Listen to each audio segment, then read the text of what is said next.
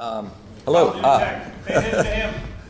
I'm Vadim. I work for Raven Software. I'll be talking about implementing audio in the Call of Duty engine. So this talk is kind of the result of a conversation between comparing proprietary engines with middleware. Just out of curiosity, like show of hands, who here has never used an audio engine that was built for a specific game? Okay. Who here has never?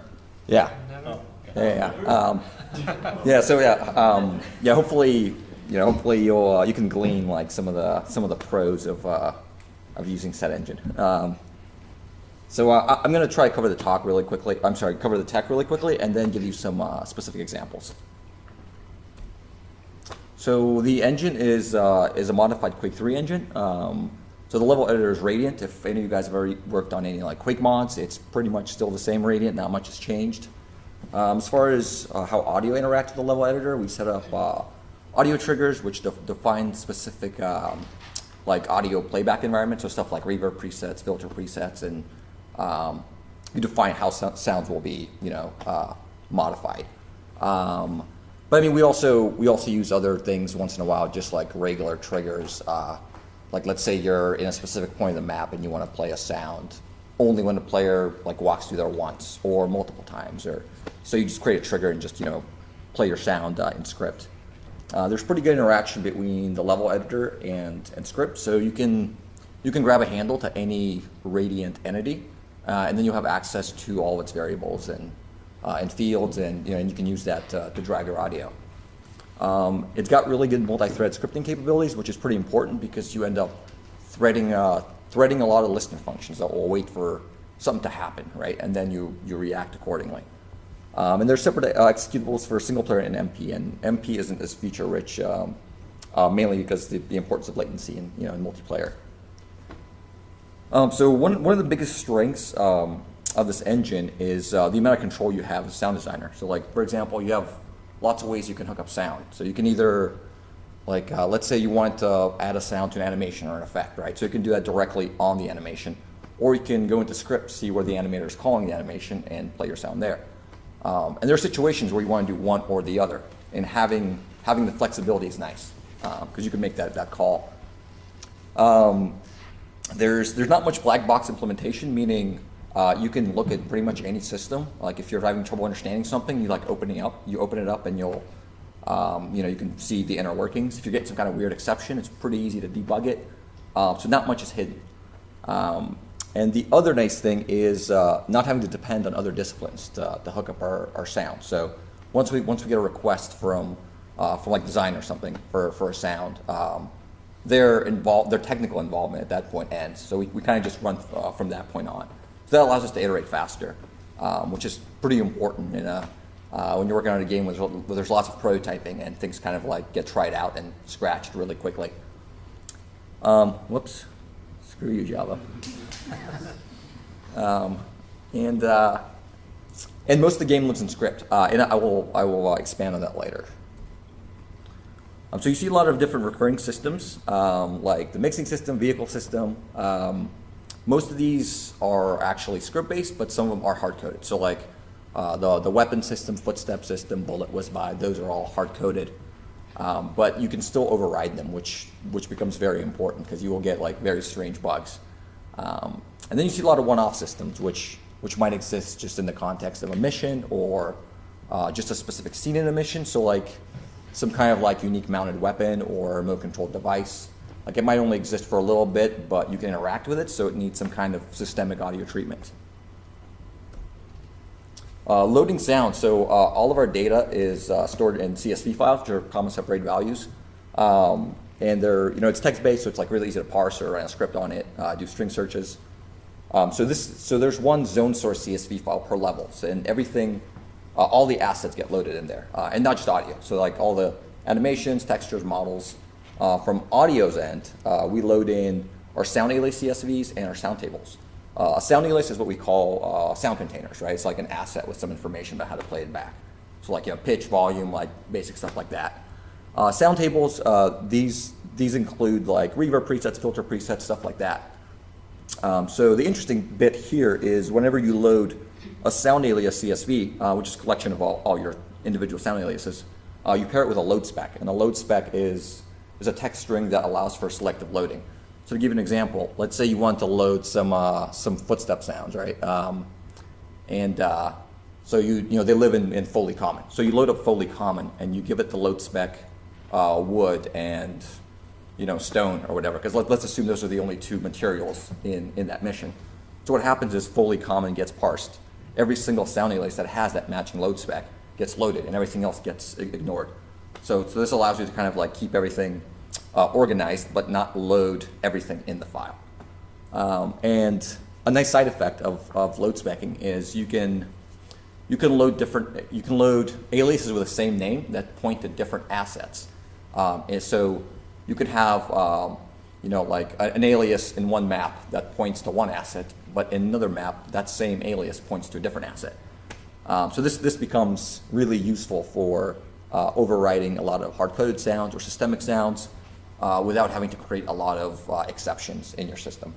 So to give you an example of this, there's this scene where you come across like a whole bunch of bad dudes firing at you or whatever, and you're not really meant to go through them. You're supposed to run away.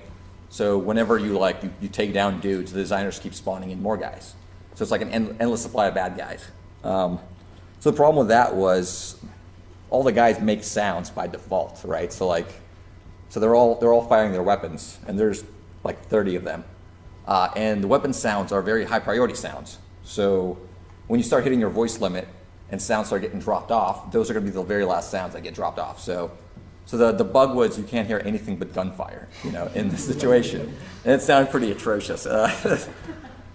So what we did, so we load spec'd out that gunfire sound for the bad guys, and we pointed it to a special asset called null.wave. And what that does is when the engine finds null.wave, it doesn't do anything. It doesn't even try to play anything. It just plays silence. Or it doesn't even use a voice to try to play silence. Just nothing happens. So that was the first part. Second part, whenever a new bad guy would get spawned in, we would thread off a listener function on him that would wait for his firing event. And when that hits, we do some checks to essentially throttle the amount of sounds that get played. So I think it might have been like 10 was the max number. So if there's already 10 firing sounds happening, we wouldn't play anything.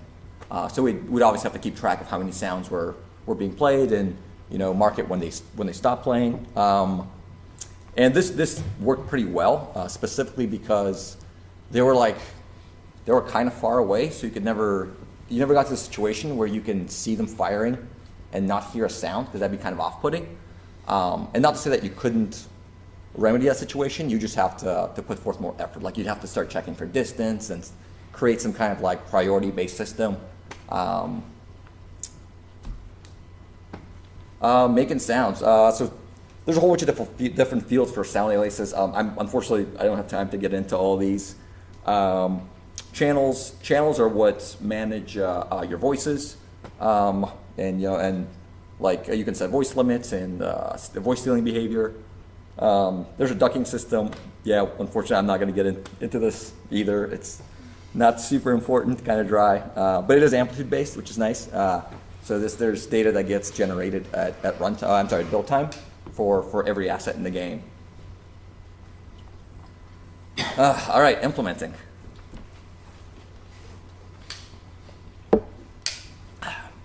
So I mentioned there's hard-coded sounds, and you can't change the implementation for this. That's why they're hard-coded. But obviously, you can still set up the data. So you can still say like what happens when player fires weapon A, or NPC does this, or you're reloading or whatever. You can always play sounds in script. You can attach sounds to animations. So there's an interesting system called no tracks, where you can play sounds off of individual frames in animation. So what we'll do is we'll run a tool that will allow us to play back an animation. We can scrub through it, find the frame that we want to put a sound on, and then attach a note track to it. So there's two kinds of note tracks. There's sound note tracks and message note tracks. A sound note track works really simply. It's whenever that note track gets hit, it plays a sound. A message note track will output a string message that you have to handle in script. Sometimes you can get away with just using sound note tracks, But most of the time we actually end up using message note tracks because it's kind of rare that we just want to play a sound. A lot of times we want to play like several sounds or kick off a mix preset or change a music cue, whatever it might be. It just gives you a little more control. And to give you an example of this, there's a scene where you're rappelling down the side of a building, and we wanted to have custom movement sounds. And one of the things we wanted was glass footsteps because you're walking on the side of this office building with glass windows. So there was different movement animations for different directions that you can go in, but the problem was at any given time there was 2 animations that were being played and they were being interpolated to give you like the final result. So each of the animations had its own note track. So when you play it back, you'd actually hear doubled footsteps. So we use a message note track and then set up a function script to listen for that and to prevent that from happening. You can implement sounds through effects. So we use the exact same effects tool that the effects artists use to put together their effects. So this is really nice because it allows us to go like several layers deep into an effect to individual segments and put sounds directly on there, because a lot of times they use like different random effects, right? And we want to be able to follow that instead of just kind of putting it on the parent effect. There's a system called Create Effects that allows you to place point source sounds in the world, like 3D sounds. And the way this works is, in your build on your dev kit, you just enter Create Effects mode, and then you just start like no clipping around. You're flying around and you're dropping sounds. So the game pauses, but all the sounds continue playing. And as long as that sound is loaded in, you hear it as soon as you drop it in. So it gives you like instant preview, so you can just design your point source ambiances right there. And you can drop loops or interval sounds, which are one shots with a defined random time range. And Create Effects output script, because it's a script-based system. And then the last way you can implement audio is using a dynamic ambience. And a dynamic ambience plays different sounds around the player. So you feed it a list of sound aliases and you give it different parameters like time, angle, distance, velocity, and according to those parameters, these sounds will start getting spawned all around the player and they can be moved. But this is a very quick way of creating better sounding ambiances without using loops, and B, without having to individually drop all those in the world around you. So I mentioned sound tables briefly. Yeah, they're presets for those things right there. You guys can read. So zones, audio zones, they can be comprised of a streamed ambience, a dynamic ambience, mix preset, reverb preset, filter preset, occlusion preset. And these can be kicked off through script or radiant. So those audio triggers that I mentioned earlier, you just create a trigger volume inside a room, and whenever you're in there, this zone will be active. Mixing. So mixing uses vol mod groups, which I think stand for volume modifiers. I'm not sure exactly, but they're pretty much like mix groups, and these get set on a sound alias. So each sound alias has to belong to a specific vol mod group. And these have default values. I think the full volume vol mod has a value of 1.0, and everything else is something less. There's like 30 or so of these, ranging from like, player weapons, player Foley to NPC weapons Foley. There's a whole bunch of them. There's even specific ones for scripted events. But ultimately they're just multipliers. So it's a multiplier that gets set onto the sound alias itself to create a final output. So there's 3 different kinds of mixes. There are global mixes, which are map wide. They're on for the entirety of the mission, and different missions have different global mixes. Zone mixes, you can only have one of them active at a time because you can have one active zone at a time. And one-shot mixes or scene mixes, you can have as many of these as you want. So these you start and stop all over the place. And all the mixes stack. All the mixes are essentially just multipliers. So this is nice because it allows us to mix relatively instead of absolutely. So you never, like there isn't really a mix snapshot. If there was, it would be just a combination of, or the product of all active mixes at a time. So you don't have to keep track of volumes that you're not interested in affecting. So that's nice. Like if you want to turn up player Foley, you add a mix that's the vol mod of player Foley to like 2, and that will double the current value. And to get the final output, like there's the chain right there. This is like the final volume output of any sound. It's the default vol mod value times the global mix, the zone mix, any amount of active scene mixes, and the sound ace volume. And these can be kicked off from script, as pretty much anything can, and or triggers if it's part of a zone preset, if it's a zone mix. And what else is interesting is you can actually create mixes dynamically at runtime in script, and you can interpolate between mixes. And I have a video. So this was a scene where there's a whole bunch of mortar impacts going off around the player, and we wanted to make it so the closer you got to the point of impact, the more of that you heard, and the less of everything else. So in a sense, to kind of like to have the mortar impact like suck the sound out of everything else. Come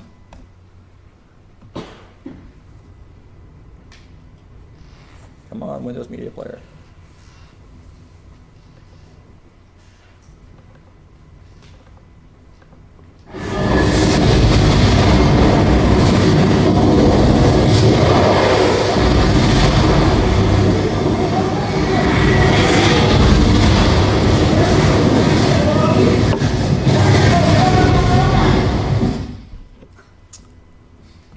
So yeah, that very last impact, like that was, if you're listening, it actually like even cut out some of the radio communication.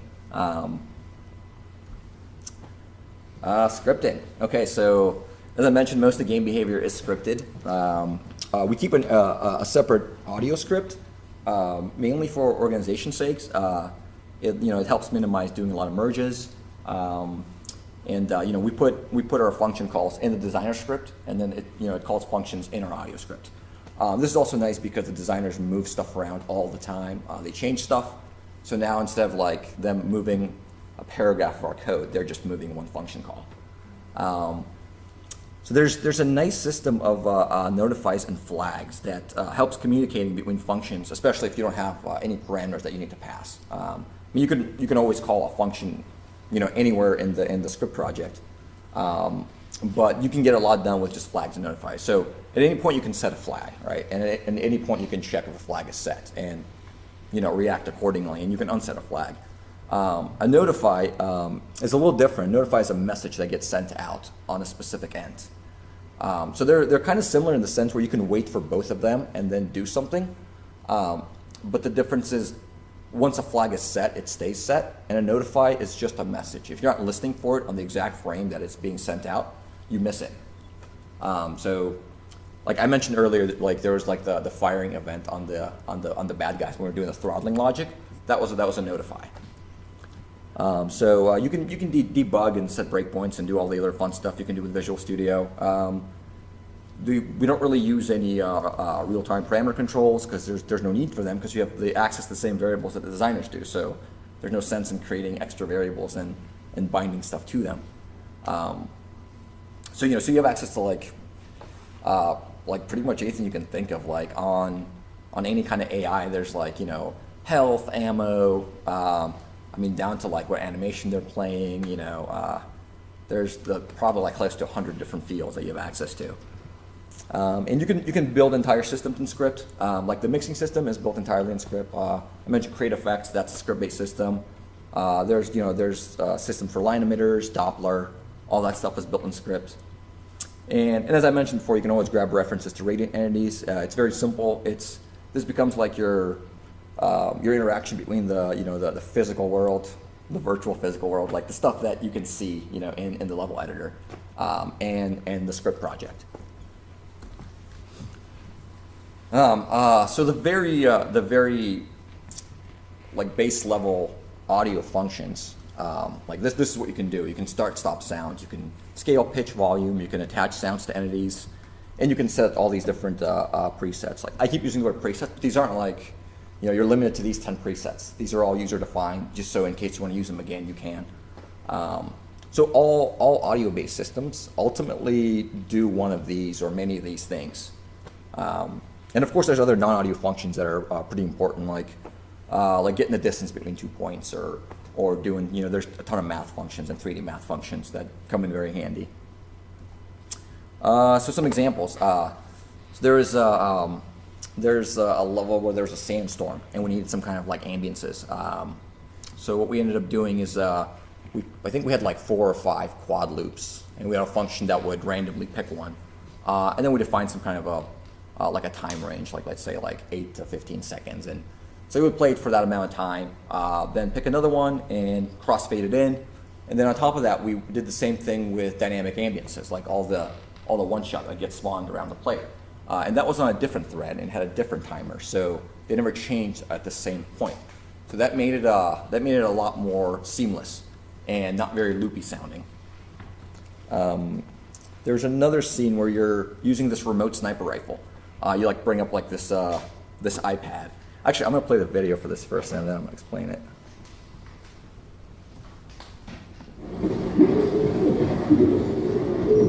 Use the boost. Reach of your shot.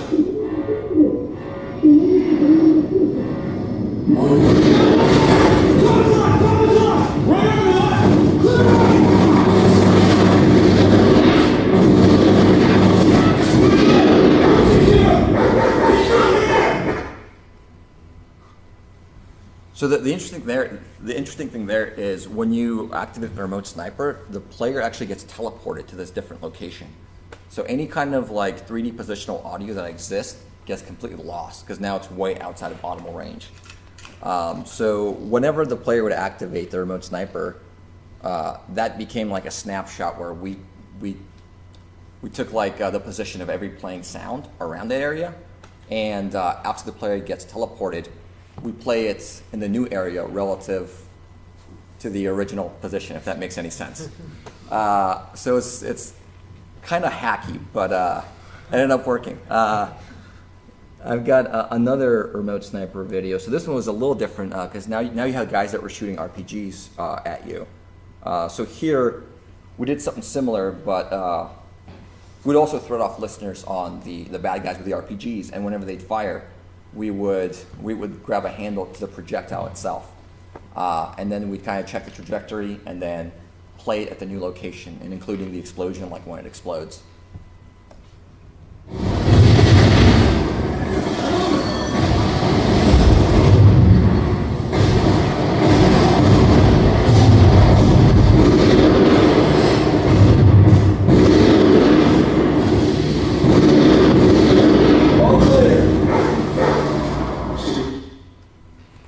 So yeah, I mean, if you saw it, like you wouldn't think like, oh yeah, whatever. But that was a lot of work. There's another area where you're in this cave and it's slowly being flooded. So there's this rising water. So we needed some kind of water footstep system that took into account the depth of the water that you were in. So for this, once again, like we threaded off listener functions for the player and all your allies, and then we wait for their movement event, and then we would check the current water depth from where they were standing, and then compare that against a table of defined like audio water levels. I think we had like maybe 5 different set up, like ankle and knee and so on and so on. There was another very hacky thing that I'm very proud of, where we had to fake some occlusion. So the way occlusion works in the engine is models don't occlude, only geo, right? So like only walls and stuff like that. So there's a scene where you're like in this hallway and you duck into this little alcove, but what's separating you are these server racks, which are models, and this was like a very stealthy moment, and there's like these guys walking by. And you can hear their conversation, you can hear them walking. So not having any occlusion was like really off-putting. So we ended up kind of faking it using just different triggers and filter presets. And I've got a little diagram here. You can see my awesome Photoshop skills. So yeah, like the whole yellow and red portion is the hallway, and the green are the little alcoves where you can duck in. So there was triggers in the alcove and the little red section. And the way it worked is it would run the filter preset only if the player was in the green, in one of the green triggers, and if the bad guys were not in the red triggers. So that was the check that made it work. And once again, it was hacky, but it worked. This was a pretty simple but effective implementation. There was a level where you're on someone's estate and they're having like a party. There's like a pool party and people talking and drinking whatever, and you're sneaking around and you spend a lot of time in these little shrubs. So we kicked off different mix presets depending on your stance. So if the player was prone, you'd hear a lot more of the foliage and rustling, and everything else would get turned down a bit and filtered a little bit. And as you start going to a crouch stance or a fully standing up stance, we had different mix presets that made the talking much more legible. So it was kind of subtle, but especially in a stealth mission, you end up paying attention to stuff like this, and it was very effective. Questions? I'm kind of wondering, how much do the audio designers actually deal with scripting in that environment? Yeah, so everyone scripts. Yeah, everyone scripts. Everyone makes assets. Like everyone has their own strengths. So like if there's like a big dramatic sound design moment, like that stuff usually goes to Darren because he's like awesome with that stuff, right? If there's like some super complex script thing, like that'll tend to go to me. But we can all do those things, and most of the time we do. But yeah, there's no problems, with any of us saying, "Hey, I need help with this." Do you have any issues when you're attaching your sounds to effects where on lower end machines maybe some of the effects won't play, and then all of a sudden does your system drop sounds in that case? How do you deal with that? So that wouldn't be that wouldn't have much to do with the effect system. Like there's voice limits for different platforms, but for effects, I've never seen a drop sounds. Do you mean like dropped frames? Like if you have an animation tagged on a frame and the playback? LOD stuff, or if it's at a distance and it's a complex particle effect that for lower end systems the engine just might not play those. Because our effects artists are paranoid about not attaching sounds to effects. They've obviously been burned really badly in the past by that. And I'm just curious if you had any experience with that. So just to understand correctly, it's an issue of an effect being far away, so it gets kind of down-resed, and then the audio effects get dropped out. Or even if frame rate's starting to take a hit, the first thing you start tossing is the particle effects, right? And then if your sound trigger is attached to particle effects and that entity isn't called because it's culling stuff, then it's Yeah, I've personally never seen that. I've never seen that happen. But then again, like most particle effects have like a very short radius for audio. So if they were far enough to where you can't see them, like you wouldn't hear the audio in the first place. But I've never had an issue with like close up particle effects dropping sounds. No.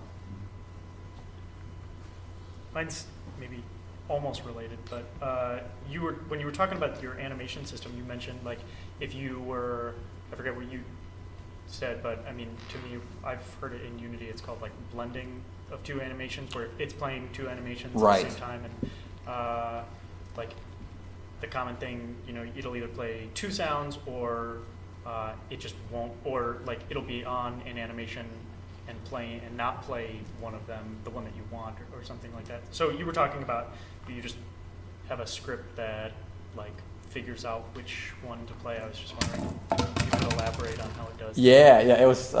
It's very hacky. Like everything is really hacky. That just used a time parameter. Since they both ended up playing on the same frame, I think it would just like wait like half a second, and if it's receiving two of those sounds, two of those note tracks within a half second, then it's only going to play one. And that was very unique to the footsteps because the fastest you can go while you're rappelling down was like more than half a second. So you'll never like unintentionally drop a sound that's supposed to be played. And so you didn't really care which one you heard as long as it wasn't two? Yeah, I mean, it's the same note track. So it's going to be playing this, it's triggering It's the just exact two same, instances. well, it's calling the same sound alias. I mean, that's going to pick a different variation, but Yeah, yeah, it's still just calling the same sound alias. gotcha. Yeah. For dynamic ambiances, could you give some examples of what kind of one-shots we play with what kind of parameters? Sure. Yeah. So for like in the sandstorm, like you'll have like debris and like sandy sounds or a gust of wind. Debris you might actually have it move, so it might you might want to have those closer.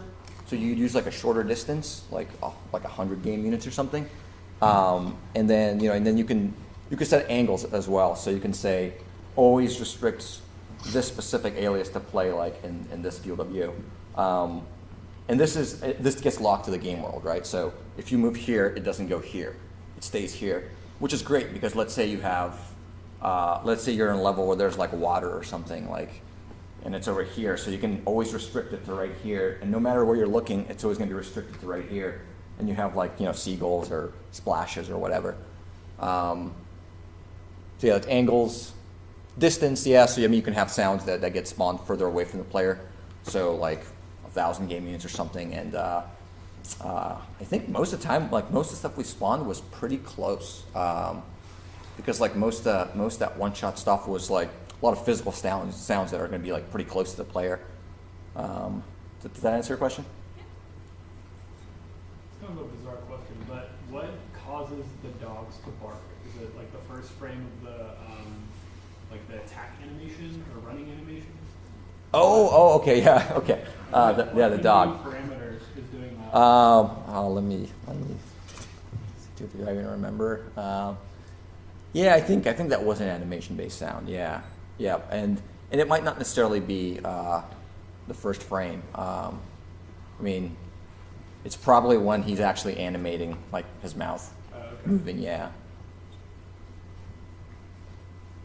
You were saying that amplitude for files is actually baked at build time.